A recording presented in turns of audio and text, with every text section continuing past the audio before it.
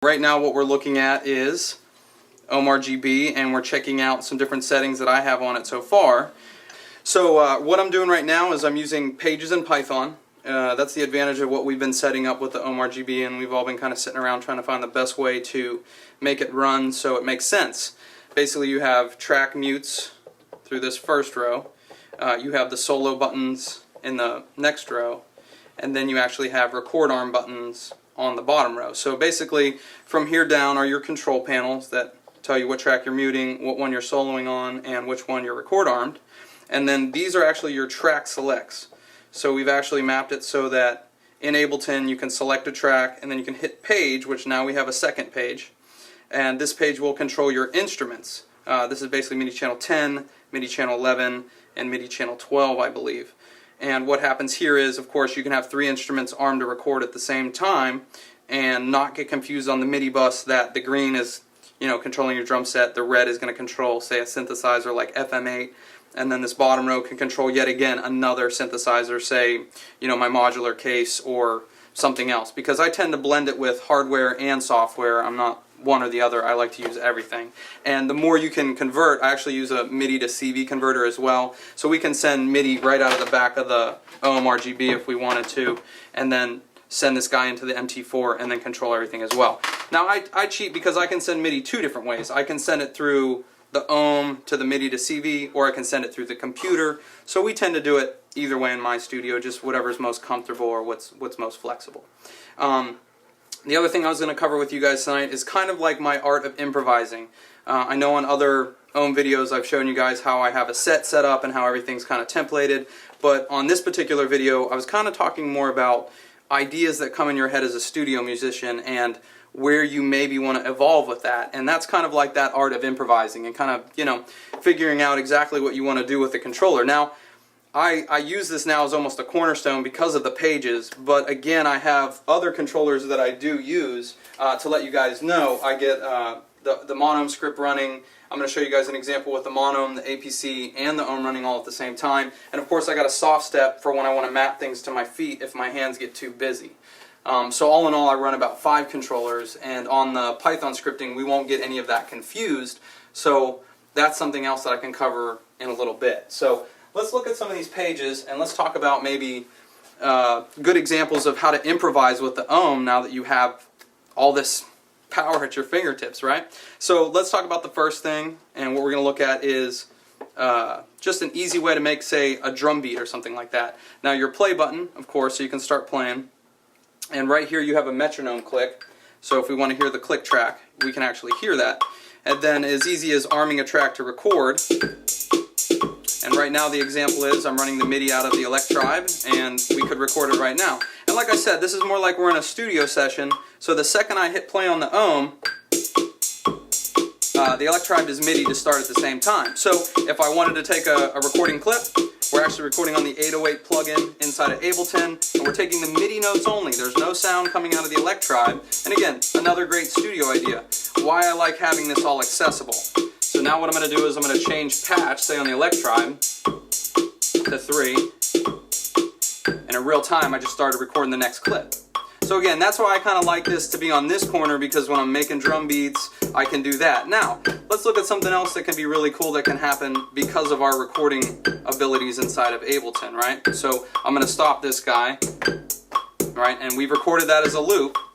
So right now, the Electribe's no longer running. We've sampled the MIDI into Ableton, and of course the Ohm helped me keep organized in my track. Now, the next idea was I was going to play over that my own drum beat. So I'm going to make a blank MIDI clip.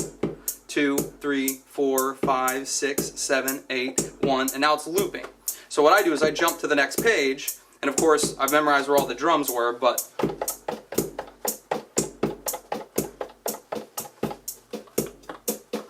so now we actually have another drum kit again playing. Now I have decays, sustains, so again we can start bringing that up. And that 808 is a little hardcore, just like the 808 is in real life. But now what we've done is, on the second page I played the drum rack, right? And on the first page we actually took the blank clip that was armed to record down at the bottom. the other advantage to the second page, and I'm not going to go too far ahead right now because we're just talking about features, but if I place the page button, what you notice is now these are the track arms to record. So if I wanted to play the 808,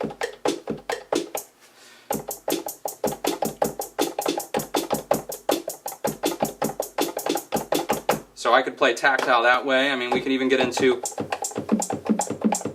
you know, so whatever way they're set up in the actual drum rack is the way that they would correlate inside of here. Just like I had the studio kit we made.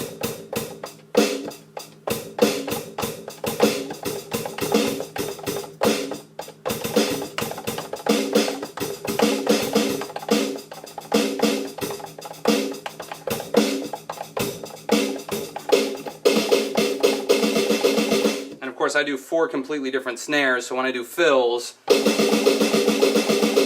sounds less like a robot. So that's another trick for you guys that I do in the studio. 4 different kicks, 4 different hi-hats, and 4 different snare drums. All off the same kit, but different velocities. And that whole point will give you a lot of the sensation that we are on a real drum kit. Okay, and now let's talk about something else. Let's talk about a synthesizer, say, right? Because now what I've done is I've used the ohm settings, I've used the device controls, which we have up here up top, and I've created synthesizers based around device control. Now, we've been kind of laughing because they are funny sounding. Been using a lot of automated LFO with the filter, so what you hear is the ability to slow down the rate of the LFO. And again, I can go to, we've got C, D, E, F, G, A, B, C. If I hit this button, we are now in Dorian. So this is Ionian, Dorian, Phrygian, Lydian, Mixolydian, Aeolian, and Locrian. So we've developed it so all the scales are right here. And for those of you who are really into music theory, you know, if you go here and you play in the key of C, you're actually in B flat major. So it helps you understand the way that music theory is laid out. And if you're not good at music theory, well, the ohm can kind of steer you into a key, which I think is really positive for, you know, people who are just getting started or people who aren't necessarily on the music theory know-how. This will help drive you into that. So you're actually playing different modes here at the bottom, and this is our mode selector, so whatever mode you're in. And then again, this is the 7 notes in scale and your octave. So you basically have 3 octaves of whatever keyboard you have loaded. We also put a chromatic section here, so you have actually chromatic notes in the red. Which, you know, whatever way you want to do it and you feel more comfortable, go ahead. My favorite thing is that it is polyphonic. So if I go to my Prophet patch, right, we're getting the nice poly, right? And I did the same thing with this patch. What I had done was I had made some really cool,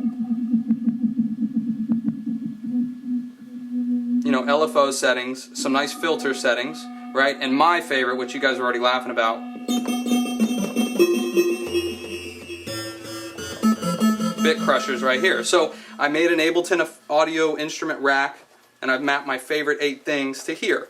And again, we can get kind of funky with playing with it. This is actually the release of the synthesizer, so see how the note lasts for almost ever now?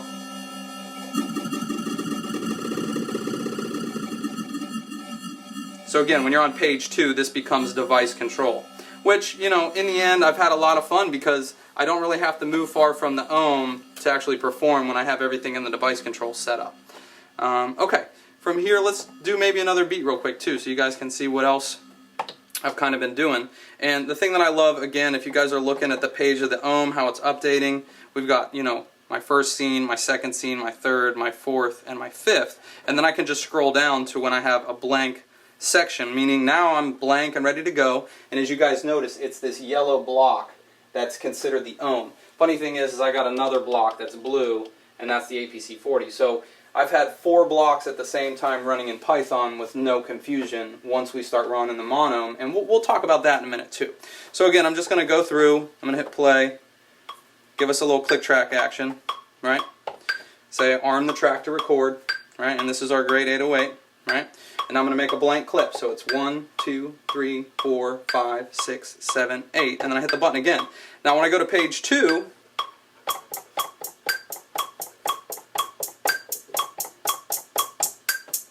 so I just played the beat in, hi-hat, you know.